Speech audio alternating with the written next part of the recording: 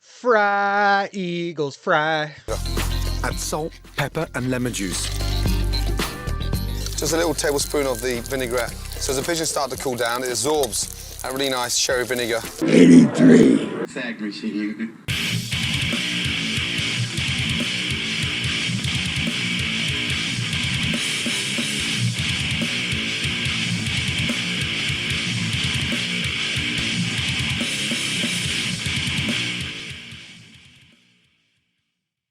Holy crap. Did you guys see that? Did you see that? The Bears went into Philadelphia and absolutely manhandled the Eagles' front seven, with DeAndre Swift and Kyle Monangai conjuring up the names Matt Suhey and Walter Payton, of all people. This Bears offensive line put on an absolute clinic on Black Friday, and the rest of the league has been put on notice. The defense remains opportunistic, with Kevin Byard and Nahshon Wright both having stellar years, and our coach is truly a man of the people, warming Bears fans' hearts and feeding the hungry. I know you guys are hungry for more, right? Itching! Let me tell you something, the city of Chicago's hungry too.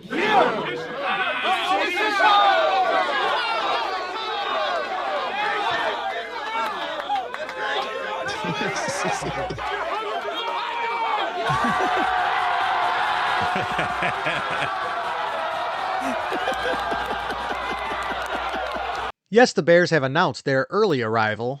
Hello there. And lucky for all of us, just in time for Packers Week. And before we get into that, come closer. I got a secret I want to tell you.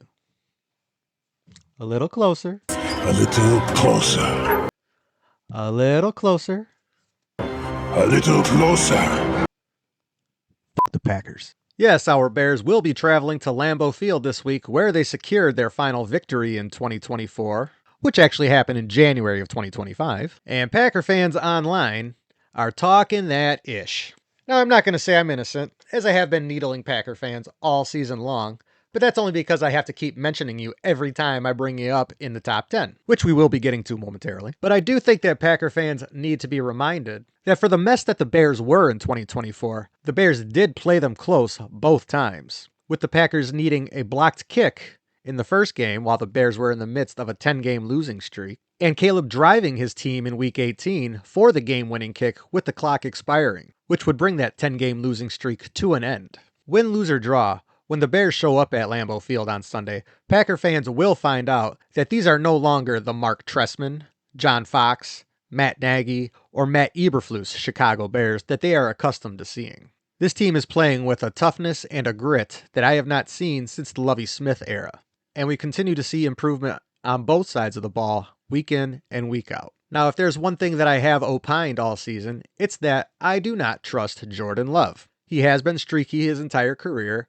and this season has been no different. And with a couple more good performances under his belt, I believe he's due for another clunker, as we have seen him make big mistakes in crucial moments several times this year. Now, I'm not guaranteeing victory, but as the season has played out, this really is the first time in a long time that I go into Packers Week confident. It is most certainly a strange feeling in a season full of strange feelings induced by the Chicago Bears. What is this salty discharge? And I have a declaration to make.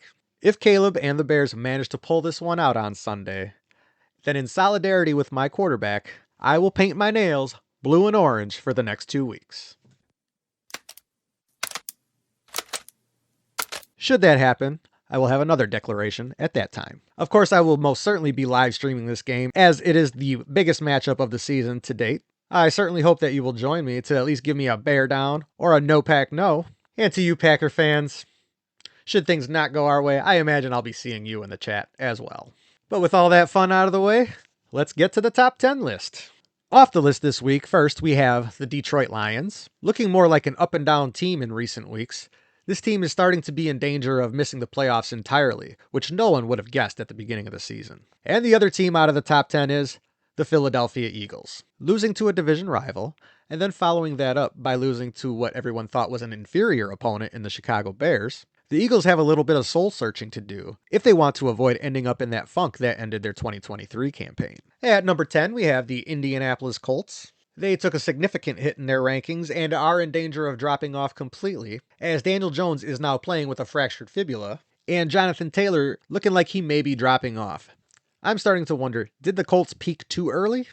At number 9, we have the Jacksonville Jaguars. Back on the list this season after dropping off a few weeks back. They blew out Tennessee, which is not necessarily impressive, but they are likely about to take over the AFC South with 2 of their 5 remaining games against the Indianapolis Colts, who they are currently tied with for the division lead. At number 8, and back on the list once again, is the Buffalo Bills. Josh Allen didn't have to do the Superman for once, and he got some help in the form of James Cook, who had a fantastic game. Moving up one spot at number 7 is the San Francisco 49ers. I'm starting to think that Kyle Shanahan might have been trying to lull us into a false sense of security before the season started, as he did make a statement that this may be a down year for the 49ers. At number 6 and moving up 4 spots this week is the Chicago Bears. Huge win in Philadelphia. I honestly thought after putting them on last week, I'd be taking them right back off of this list, not elevating them. No complaints out of me? At number 5 and moving up one spot is the Green Bay Packers.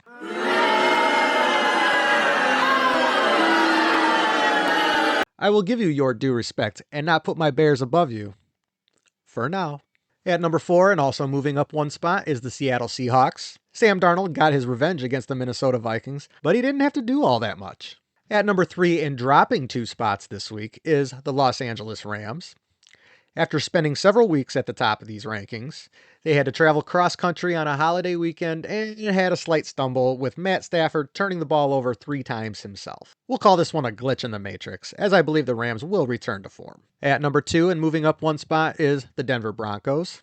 It was looking a little shaky there on Sunday night, but they did manage to pull out that overtime victory, and there's only one squad in the league with a better record than them, and of course the number 1 team atop these rankings this week, the New England Patriots. I don't know what to say here other than I hope we're not in for another 20 years of me turning on CBS and the Patriots being on every single Sunday. All right, that's it. There you have it. There's my top 10 list for this week. Once again, I will be streaming when the Bears travel to Lambeau Field to take on the Packers this Sunday at 3:25 p.m., and I certainly hope that you will all join me.